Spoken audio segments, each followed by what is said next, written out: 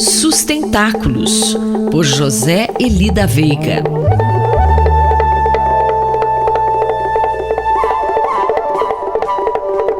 Professor José Eli da Veiga, bom dia. Que tal o senhor falar hoje aqui em Sustentáculos sobre essa relação entre Estados Unidos e China? Bom dia, Quinto. Bom dia a todos. Acho que todo mundo está acompanhando de uma maneira ou de outra a questão central, vamos dizer, do problema do mundo hoje, que é esse confronto, o enfrentamento entre os Estados Unidos e a China. Claro, é dominante no noticiário questões que passam por comércio ou competição em geral no âmbito econômico.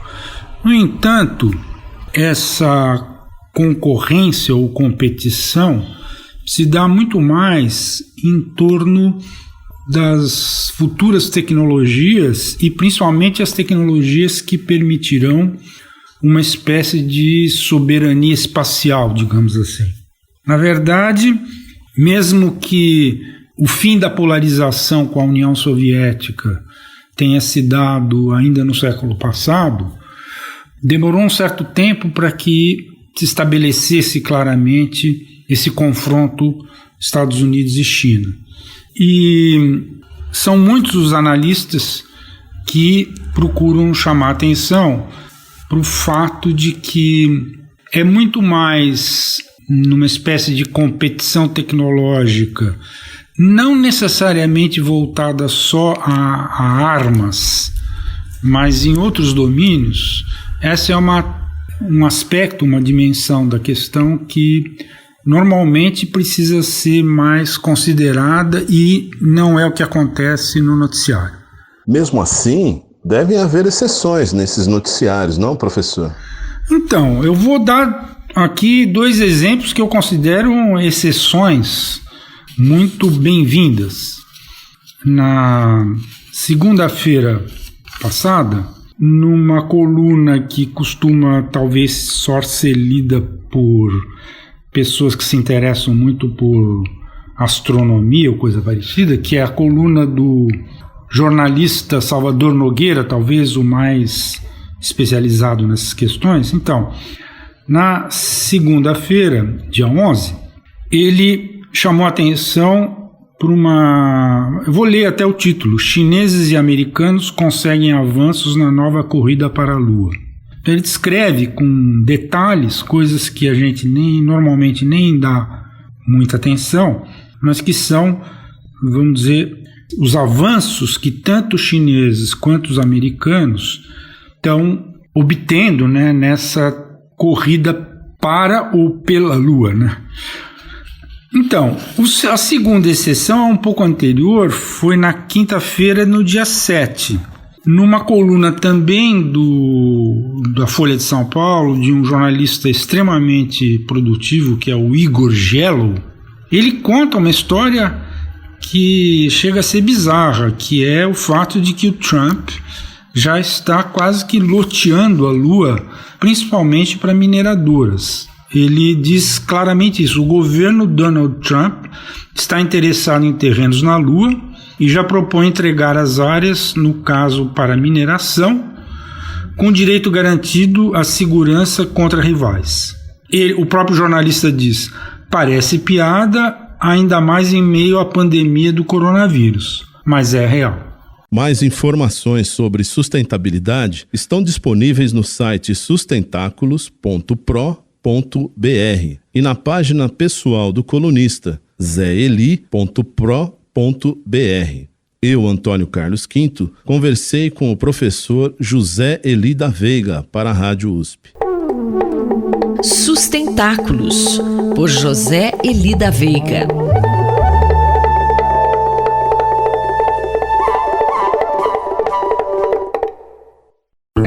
Cidade para Todos, por Raquel Ronick.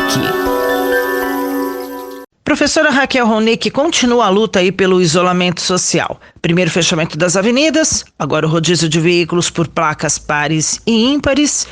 Mais uma tentativa para manter o isolamento que parece não ter tido o efeito esperado. Bom dia. Bom dia, Sandra. Bom dia, ouvintes da Rádio USP.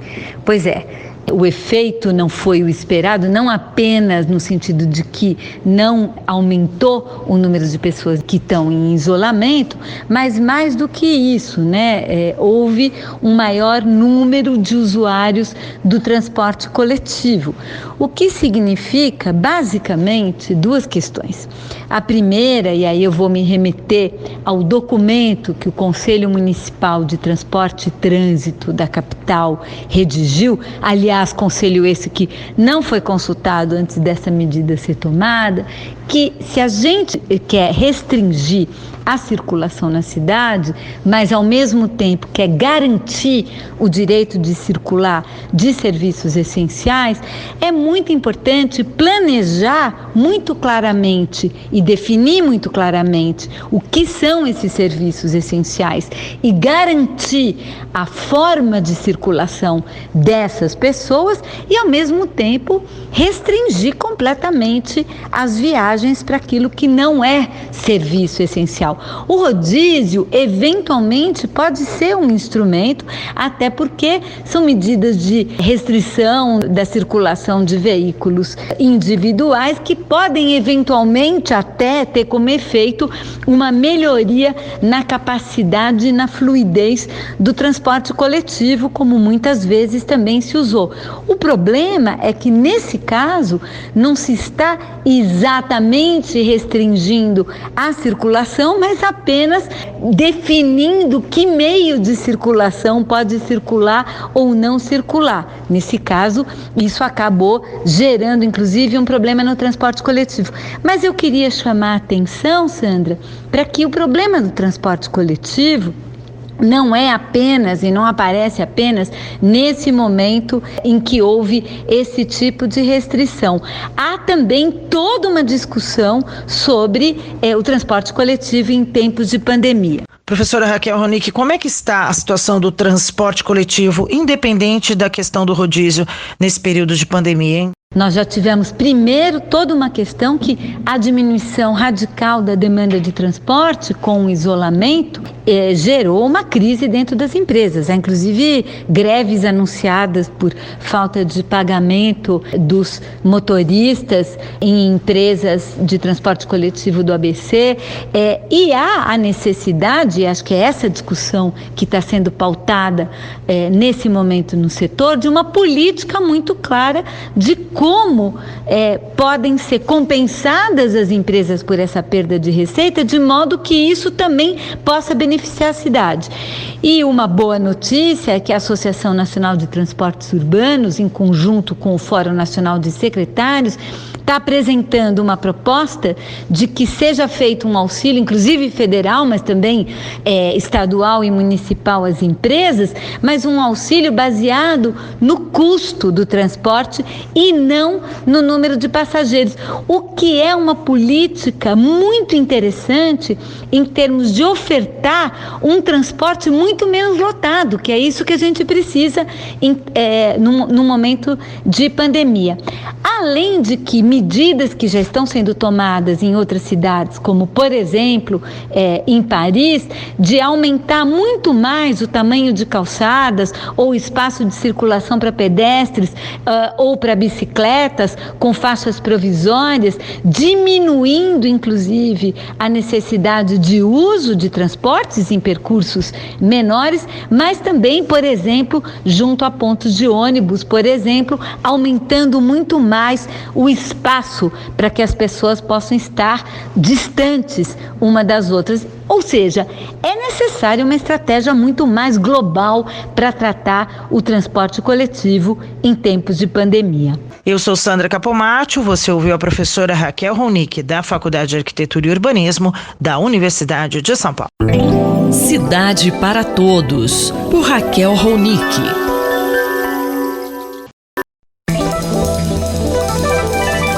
Poder e Contrapoder, por André Singer.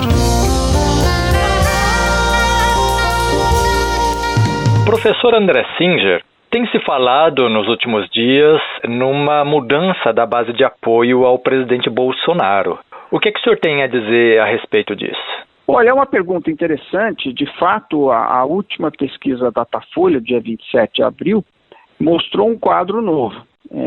Mostrou uma perda de apoio nos segmentos de renda mais alta.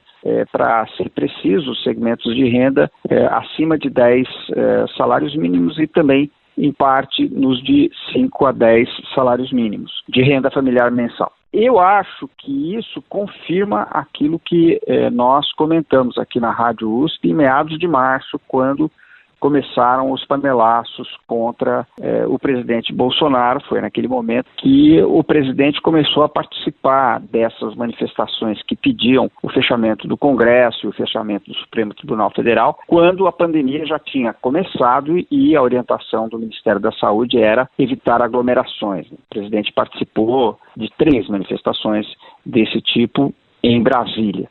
Também a gente deve acrescentar que, juntamente com esta atitude de desrespeitar as orientações, então, do Ministério da Saúde, depois ele trocou o ministro da Saúde, que são orientações também da Organização Mundial da Saúde, o presidente abrigava manifestações de caráter antidemocrático.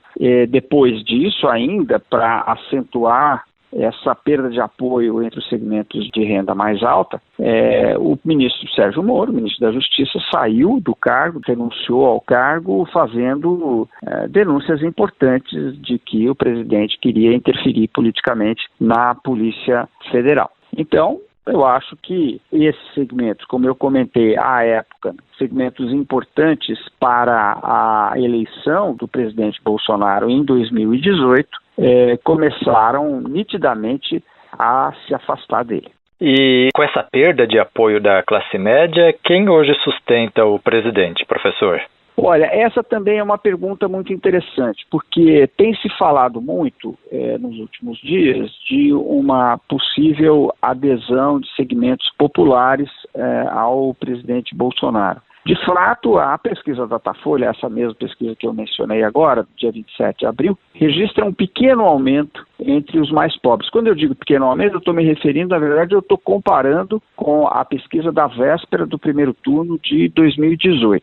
Mas esse é um aumento de 5 pontos percentuais, ele está muito próximo da margem de erro, se é que ele não está na margem de erro, porque agora as pesquisas são telefônicas, o que, aliás, também convém dizer, faz com que a comparabilidade dos números seja menor. Então nós precisamos relativizar um pouco essa comparação. É útil fazê-la, mas quando os números são pequenos, como é esse caso, dos eleitores de até 2 salários mínimos de renda familiar mensal, a comparação não fica muito boa. Agora, o que existe é uma ideia, que pode se confirmar ou não, de que o auxílio de R$600 para os setores que estão sendo agora afetados gravemente pela interrupção das atividades econômicas pode ter gerado este aumento de apoio.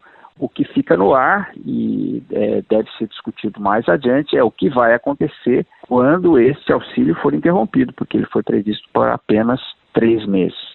Então, o que a gente deve assinalar neste momento é uma pequena oscilação neste campo e o que, vamos dizer assim, responde mais fortemente pela manutenção do apoio é que ainda nos setores de maior renda ainda existe apoio, por exemplo, 40% dos entrevistados com mais de 10 salários mínimos de renda familiar mensal ainda apoiam, e um apoio importante entre eleitores que têm renda familiar mensal de 2 a 5 salários mínimos. Mas o nosso tempo já se esgotou, nós poderemos explorar mais esse assunto em outras colunas.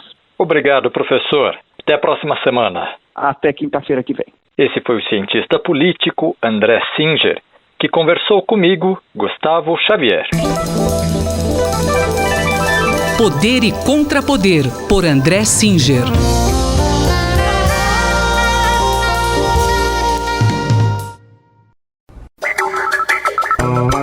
Espaço em Obra, por Guilherme Wisnik. Olá, professor Guilherme Wisnik. Qual vai ser o tema da sua coluna de hoje? Bem, Márcia, hoje eu vou pedir trégua aos ouvintes e a você em relação ao contexto calamitoso da política brasileira, também em relação ao contexto da pandemia mundial, para fazer um comentário literário. Agora, claro que a escolha desse comentário literário tem tudo a ver com a nossa situação de quarentena atual, né? Uma situação de espera, uma espera indefinida e bastante angustiante, porque uma espera onde a gente não sabe exatamente o que, né, é que está à nossa espera e, ao mesmo tempo, quanto tempo vai durar. Então eu me lembrei de um poema do poeta grego Constantinos Kavafis, né? Poema que se chama A Espera dos Bárbaros, um poema muito forte, interessante. O Kavafis viveu na passagem do século XIX para o XX, e esse poema é escrito ali. Embora ele fosse grego, né, o poema se ambienta numa hipotética situação de uma cidade antiga, num período que a gente não sabe exatamente qual, talvez a queda de Roma ou algo parecido, onde justamente há a premonição de uma catástrofe. Vocês vão ver, eu vou ler o poema agora e depois volto com um comentário. O poema se chama A Espera dos Bárbaros e diz o seguinte: o que esperamos no ágora reunidos é que os bárbaros chegam hoje. Por que tanta apatia no Senado? Os senadores não legislam mais? É que os bárbaros chegam hoje. Que leis hão de fazer os senadores? Os bárbaros que chegam as farão. Por que o imperador se ergueu tão cedo e de coroa solene se assentou em seu trono à porta magna da cidade? É que os bárbaros chegam hoje. O nosso imperador conta saudar o chefe deles. Tem pronto para dar-lhes um pergaminho no qual estão escritos muitos nomes e títulos. Por que hoje os 2 cônsules e os pretores usam togas de púrpura bordadas e pulseiras com grandes ametistas e anéis com tais brilhantes e esmeraldas? Por que hoje empunham bastões tão preciosos de ouro e prata finamente cravejados? É que os bárbaros chegam hoje, tais coisas os deslumbram. Por que não vêm os dignos oradores derramar o seu verbo como sempre? É que os bárbaros chegam hoje e aborrecem arengas, eloquências. Por que subitamente esta inquietude? Que seriedade nas fisionomias? Por que tão rápido as ruas se esvaziam e todos voltam para casa preocupados? Porque já é noite, os bárbaros não vêm. E gente recém-chegada das fronteiras diz que não há mais bárbaros. Sem bárbaros, o que será de nós? Ah, eles eram uma solução. Esse é o poema do Kavafis, não é? Um poema, então, escrito em clima, assim, decadentista, simbolista, uma espécie de vertigem da ruína. O nosso grande professor Antônio Cândido analisa esse poema num livro maravilhoso chamado O Discurso e a Cidade, em que ele analisa 4 esperas, e essa é a espera na cidade justamente. Como dá para ver, os habitantes dessa cidade, que se parece Roma antes da queda, se preparam todos para a chegada desses bárbaros, e ao mesmo tempo que os bárbaros são uma ameaça, eles são uma salvação. E no final o desespero se faz diante da situação de que eles não vêm, e rumores que chegam das fronteiras dizem que já nem há mais bárbaros, eles não chegarão. E isso gera um clima de desencanto, pois afinal eles eram uma salvação. Como escreve José Paulo Paes a respeito desse poema, e foi ele quem fez a tradução, né? Isso mostra que a queda, que supostamente estava prestes a acontecer, na verdade ela já tinha acontecido. Isso é, uma sociedade que se eclipsou, que se arruinou, que vivia já diante de uma espécie de beco sem saída para a qual os bárbaros seriam uma solução. Eu fico me perguntando, diante da nossa espera tão angustiante agora, se essa questão, né, da queda, como já tendo acontecido, também não é a nossa realidade. Este foi o professor Guilherme Wisnik que conversou comigo, Márcia Vanza. Espaço em Obra, por Guilherme Wisnik.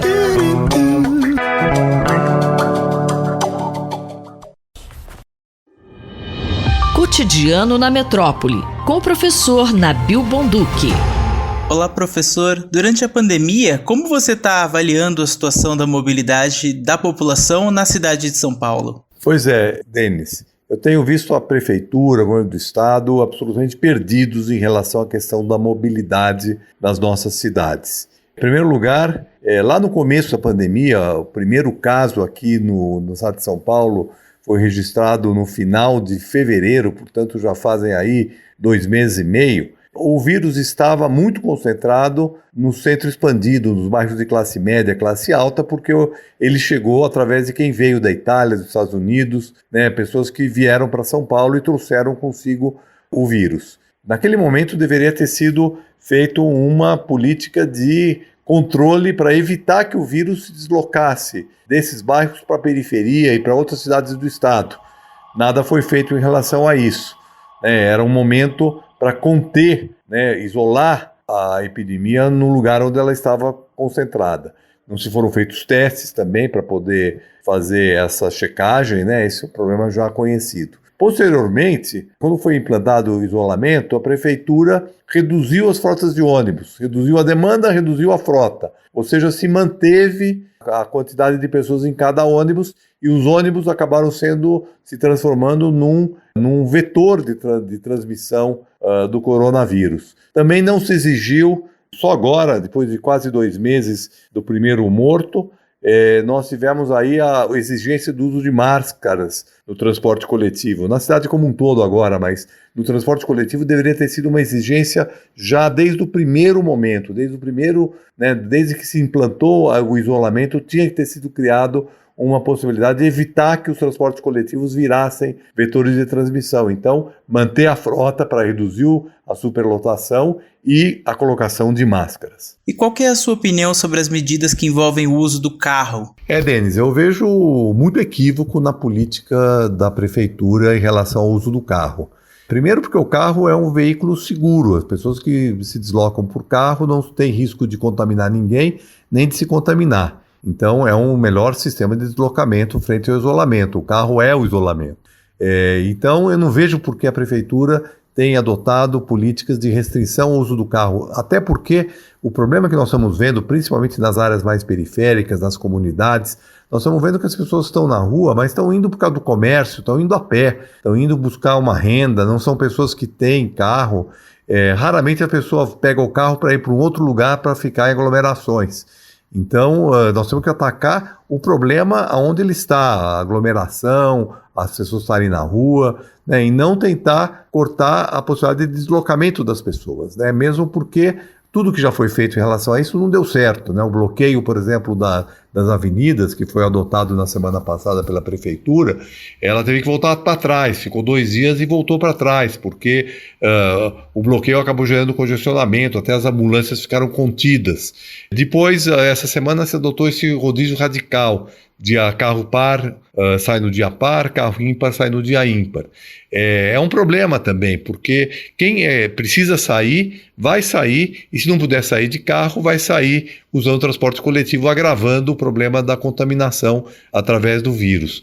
Por outro lado, eu vejo aí um outro problema sério, a questão da isenção, quer dizer, quem está fazendo serviços essenciais pode se registrar na prefeitura para não ser multado, para poder estar isento dessa restrição. Só que isso é burocrático, isso pode estar muito sujeito a fraudes e efetivamente não me parece que vai funcionar adequadamente. Nós precisamos atacar a origem do problema, ou seja, o fato de que as pessoas têm dificuldade de ficar em casa, nas comunidades, têm necessidade de sair por causa de renda. A prefeitura precisava ter um programa para efetivamente apoiar as pessoas para ficar em casa. Por exemplo, implantando Wi-Fi gratuita nas comunidades, garantindo a renda para quem não está conseguindo essa renda emergencial do governo federal e fazendo um trabalho socioeducativo para que as pessoas entendam a importância de ficar em casa. Eu, Denis Pacheco, conversei com o professor Nabil Bonduque para a Rádio USP.